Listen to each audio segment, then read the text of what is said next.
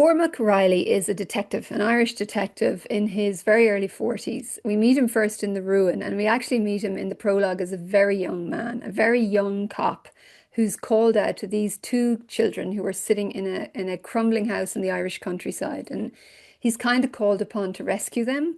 And he does so, but lacking confidence. You know, he's a young man around two young kids doing his best in a new job.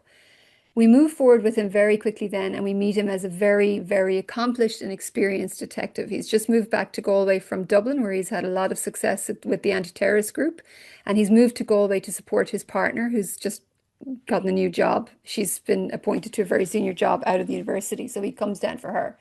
And from that point forward, really, we travel with Cormac when he goes on a journey, and that was very intentional for me. I felt like I liked Cormac from the beginning, but I always felt that he had lived something of a charmed life without knowing it. You know, Mm. he's a good-looking guy.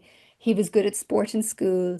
He chose a work that really suited him. You know, he was well suited to the cops. He was well liked by his colleagues. He did very well. So even though he has integrity and he's a decent man, it's easy to be good when you're not challenged, I think. Easier. And so for me, the stories that Cormac goes through The Ruin and The Scholar, The Good Turn and The Unquiet Grave, it was about saying, okay, but what happens when you take a good man and then you truly give him challenges where he has to make decisions that will involve personal sacrifice, that will hurt him or people he cares about? It's not black and white. There's no perfect answer.